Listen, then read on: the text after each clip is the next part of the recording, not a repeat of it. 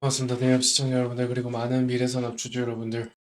저는 수많은 정보들 가운데서 유익한 정보를 꼽아서 기업과 연계해서 분석하고 빠르게 알려드리는 대기업의 반도체 전문으로 멘토해드리고 있는 류민이라고 합니다.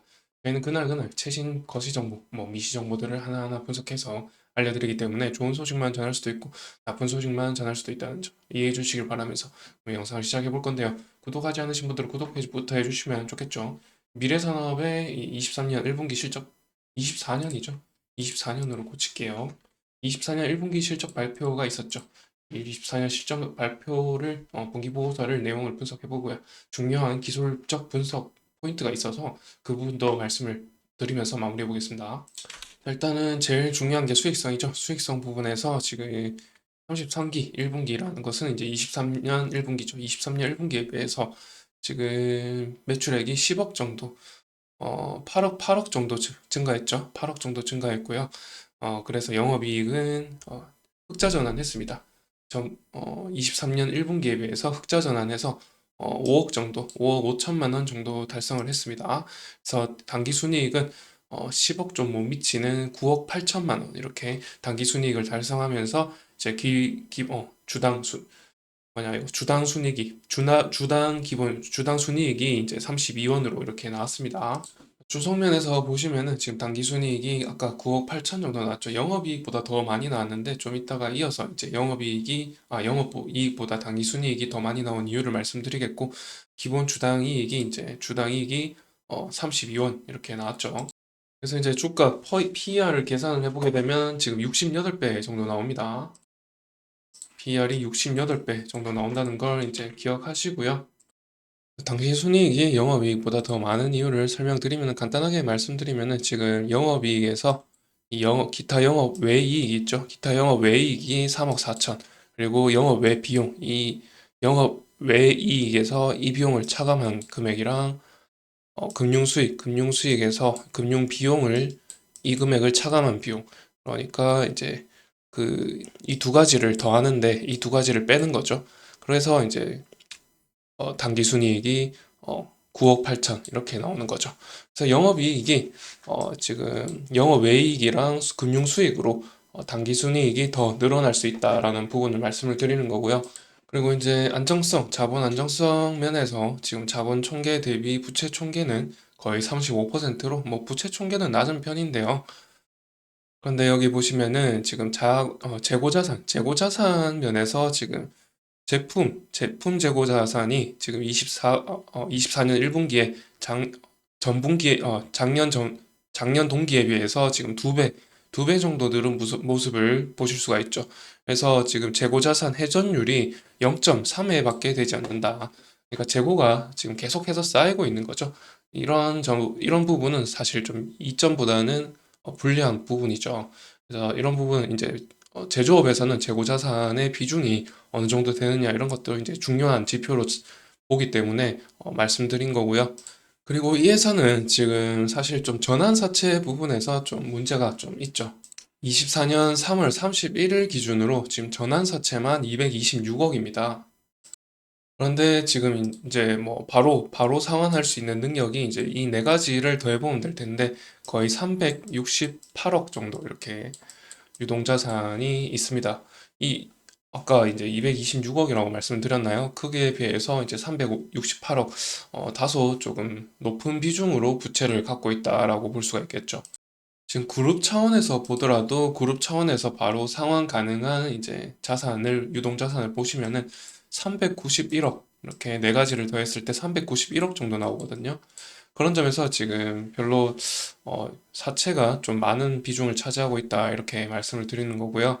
이런 부분들을 좀 가만히 되어 가지고 지금 사실 주가가 좀 반영이 된 게 아닌가 이런 추측을 분석해 가지고 이제 말씀을 드리는 거죠. 그리고 이제 미래 산업 같은 경우에 이제 좀 어느 정도 기술력을 말씀을 드리면은 이제 핸들러 장비를 통해서 반도체의 속도 측정을 하는 장비죠. 이 핸들러 장비라는 것은 반도체의 어떤 처리 속도 이런 걸 이제 검사하는 장비가 되겠는데, 여기에서 이제 비중이 71% 정도 비중으로 매출액이 발생하고 있죠. 그리고 칩 마운터라는 제품에서 이제 또 이 매출액이 28% 이렇게 생겨나고 있습니다. 그래서 이제 수출 비중이 굉장히 높습니다. 미래산업 같은 경우는 수출 비중이 거의 뭐 절반 정도, 어, 그러니까 5천, 잠시만요. 51억이죠. 51억 중에 33억 정도 이렇게 매출 비중에서 51억 중에 33억 정도가 수출로 발생한다라고 하시면 되겠고요. 그 가운데서 이제 좀 주목해 볼 만한 고객사를 보시면은 제일 먼저 이제 첫 번째가 MSV, 이게 다 중국 회사거든요.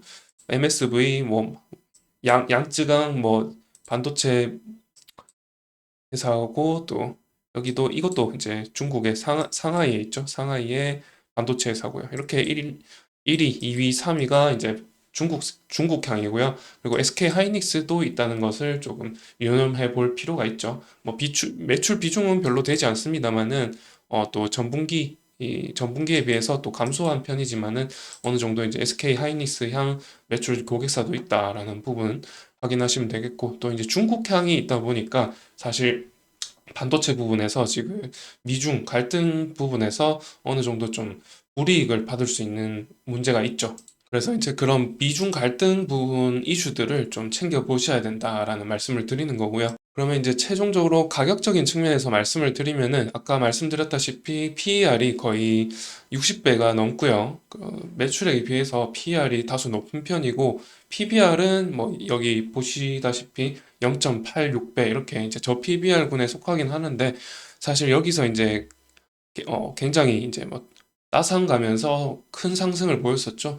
이때 어떤 이슈가 있냐면은 이 넥스팀 이 일대 주주를 보시면은 넥스턴 바이오 사이언스거든요. 이 넥스턴 바이오 사이언스가 이때 이제 진입을 합니다. 일대 주주가 되기 위해서 진입을 했고, 그에 따라서 상승을 보여줬죠. 이렇게 따상 가면서 큰 상승을 보였다가 이후에 다 반납을 했죠. 대량으로 이제 매수하면서 상승했으나 다 반납한 이유가 이제 좀 23년에 실적 발표가 있으면서 22년 실적 이런 영향도 있을 것이고요.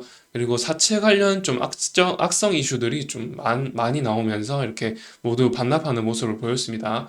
그리고 이제 좀 보시면은 좀 특징적인 게, 지금 여기 확대해 보시면은 지금 주포가 이렇게 매집을 하고 떨구고 매집하고 떨구고 이런 식으로 지금 여기서도 보시면은 지금 매집을 여기서 매집을 한 다음에 떨어뜨리는 이런 좀 차트마다 다른 습성들이 있죠. 그런 습성 가운데서 이제 이 주포는 지금 이런 매집을 하고 나서 떨어뜨리는 이런 식으로 지금 약간 운전을 하고 있습니다. 좀 안 좋은 운전을 하고 있어요. 그래서 개미 터는 방식으로 이렇게 어, 행보하는 모습을 보여주고 있는데요. 그래서 이런 지금 전환사채 악재들로 또 이슈들도 있고, 지금 이 부분에서 말씀드렸다시피 주포가 개미털기식으로 이렇게 하는 방식으로 지금 떨어뜨리지 않습니까? 이런 패턴이 지금 여기서 볼 수 있었던 패턴이 지금 여기서도 나오고 있죠. 그런 점에서 사실 조금 위험한 종목인 것 같습니다. 뭐 시가총액이 665억밖에 되지 않는 이런 기업이다 보니까 SK 하이닉스 향 매출액이 좀 발생하고 있다고 해도 중국향이 대다수고요. 중국향에 대한 어떤 리스크도 있을 것이고, 또 이런 주포의 나쁜 운전 습관들 이런 것도 있을 것이고, 이런 악재들 좀 전환사채도 많은 부분, 이런 부분들도 사실 고려하기 힘들게 만드는 이런 부분들이 많죠. 그런 점에서 저는 좀 많은 조심을 기울여야 되는 종목이다라는 부분을 좀 지어 드리는 것이죠. 그런데 지금 기술적으로 보면은 사실 여기서 지금 단기적으로는 수렴하는 부분이거든요. 수렴하는 부분이고, 사실 어제 이 CPI 지수가 감소하면서 예상치보다 하회하면서 그 환율도 떨어지고 미국 국채금리도 10년물, 2년물 막 할 것 없이 전부 다 감소하는 그런 모습을 보여주고 있어서 지금 코스닥에 굉장히 외국인 저 뭐야 순매수 금액이 들어오고 있는데요. 그런 영향을 하나도 받지 않고 이렇게 반도체 업종임에도 불구하고 이런 모습을 보여준다는 것은 사실 어, 별로 이제 주목받지 못하는 그런 것도 있겠지만은 조심을 하는 거죠. 이런 종목에 다들 이제 주의를 기울이면서 좀 투자하기를 좀 꺼리는 그런 게 있는 것이죠. 그러면 이제 영상은 여기서 마치도록 하고요. 미래산업 관련해서 또 새로운 이슈 가지고 또 찾아뵙도록 하겠습니다. 그럼 영상이 좋으셨다면 좋아요와 구독 부탁드리면서 마치겠습니다. 감사합니다.